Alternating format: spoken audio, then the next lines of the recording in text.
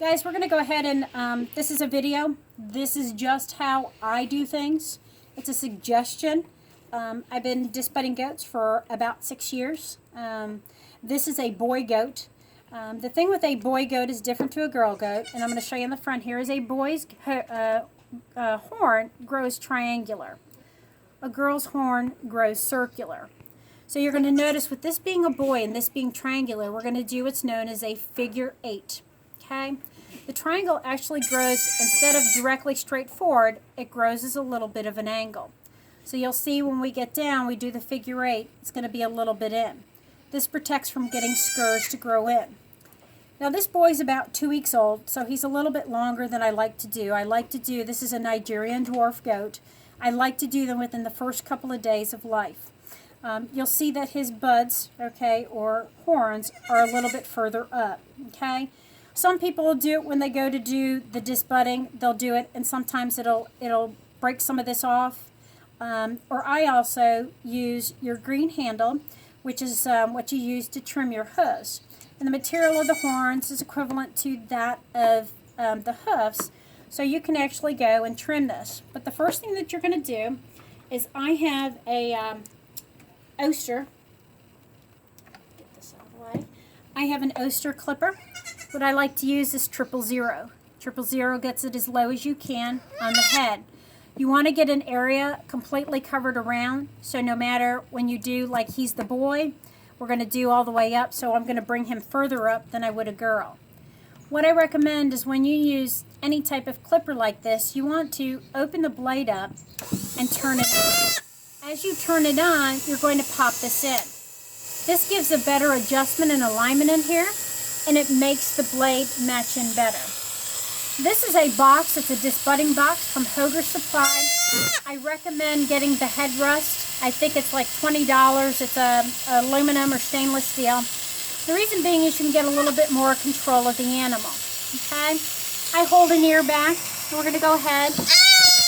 And this is not hurting them, but they get a little scared. Sometimes I'll also put my finger in here.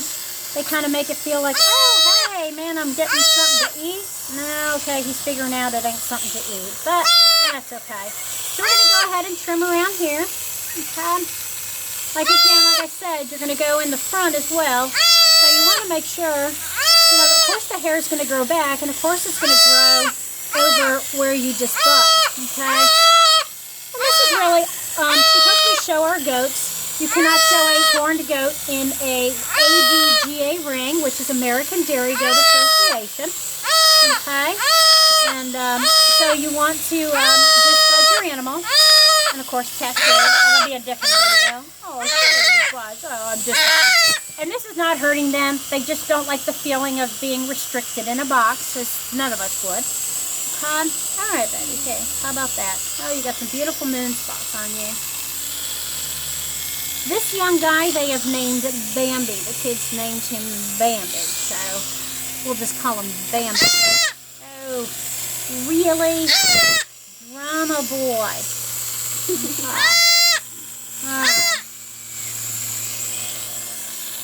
And the other thing is the reason that you want to get all the hair that you possibly can is it'll make terrible smoke, and it'll be difficult for you to see as you continue.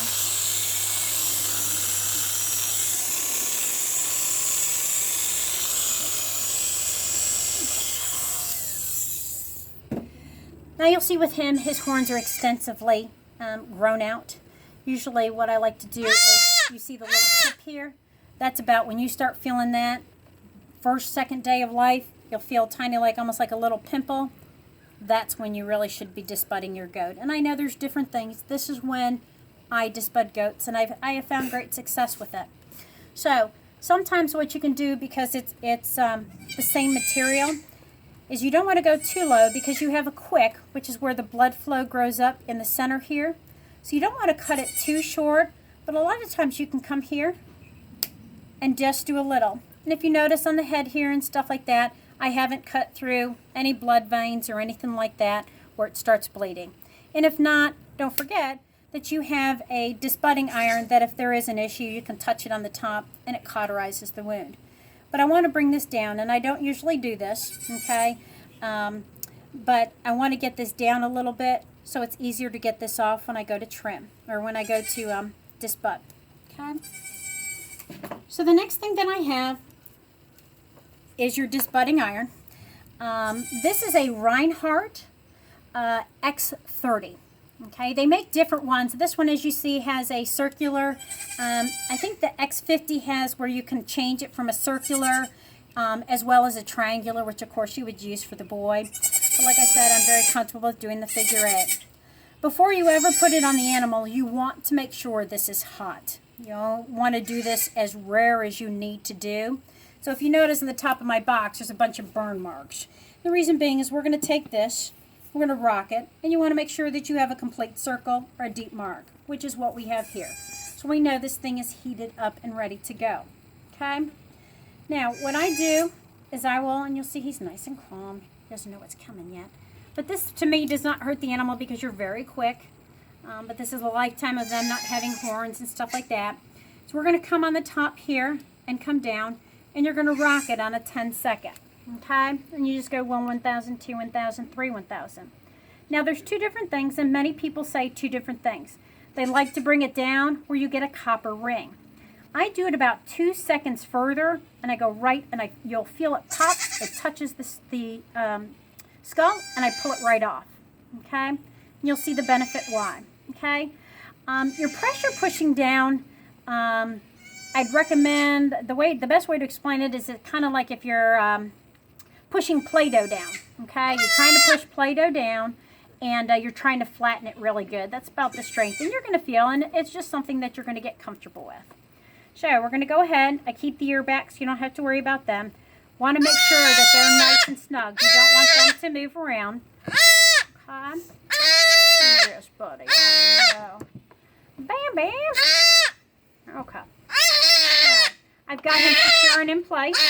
Okay? So we're going to go ahead here. We're going to come on the top. And you'll say, hold on, buddy. 1, 2, 3, 4, 5, 6, 7, 8, 9, and 10. Okay. Most part we got pretty close. Okay, you can see I can pull off some of the sheath there. When you look at the head, for the most part, it's almost to the skull. I missed about a hair of it, but I think we'll be able to pick it up. We'll take a look at it. Okay, and this eventually I'll be able to get off as well. And that's why I like to go completely down to the skull, as you can pop this part up and be able to do a nice even when you bring it down. You want to take a break from this one? Yes. And let things cool off for him. So now you want to do the second one. Again, you want to grab the ear, bring him down so he's in a nice safe spot, and he's comfortable. And we're going to do our 10 count. 1, 2, 3, 4, 5, 6, 7, 8, 9, and 10. Okay. You're moving around here. Let's see how much. There we go. Pull some of that off. The reason I like to pull off, and I'll show you in the next step, so we're going to go ahead and set this down here, is before we do the second part, and I've got nails on, of course, so usually I don't. There we go. Okay, as you'll see, this will be able to pull off. Okay, and I like to do this because now you're kind of seeing, I kind of say you're looking at the canvas, but you'll see here, this is where the blood flow is going to come up. So when I come on the second part, okay, I put the burning iron right here in the quick, and then we're going to bring it here on an angle. And if you notice on his head here, there's a little part of the triangle starting to come right. Oh, you won't bite my finger. Okay. Little part of the triangle here. Okay. And that's the direction that you're going to go. If you can notice here too, again, you'll see it here. So it doesn't actually grow straight forward. It grows a little bit on the angle. So when we go to do the figure 8, okay, we're going to go a little bit over on the angle. Okay. So, all right. Yes, baby. Okay. Does that feel good? Okay. So when I come back on the second one, and again, guys, this is how I do things. This has worked for me. I'm not saying that this is the way you should do it or whatever. Everybody has their own methods. This is what I'm sharing with you of what works for me. So again, we're going to bring the young man. We're going to bring him back here. Hold his ear back. Get his head in position. Okay? Now what I do on this one, like I said, you'll see just a little mark here. Okay? We're going to put it in the angle here.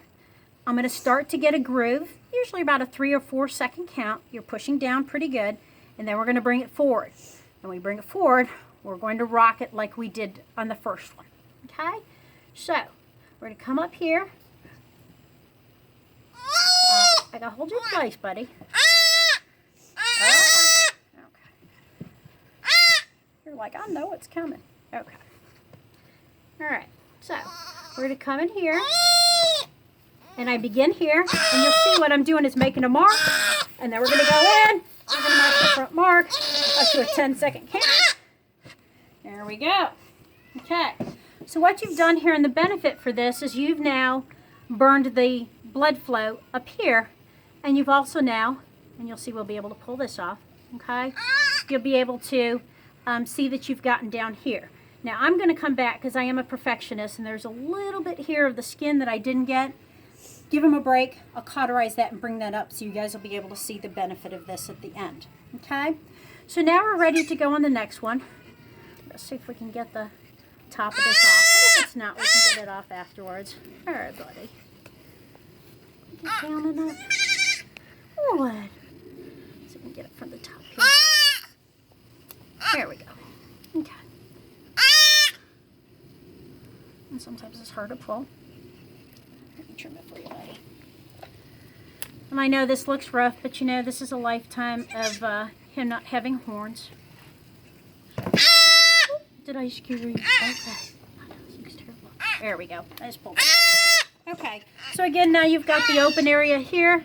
We're going to go here in the center, and we're going to bring it forward to where the horn is coming here to burn that area as well.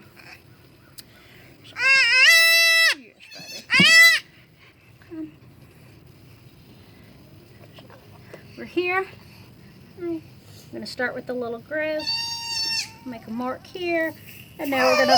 Oh, yeah. All right.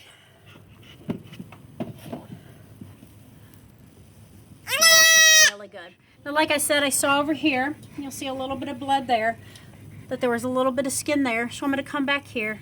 Just going to hold them and cauterize the wound. Okay? That way then it'll come up. Okay? So now you're going to see on him here, and this is a good example of your figure 8. It's on a slight angle here as well as here. You'll see that we've gone down directly to the skull. Okay? We can pop this off if you want. You'll be able to see on this one. Okay? And you don't have to. I mean, a lot of people don't like doing this. That's a little.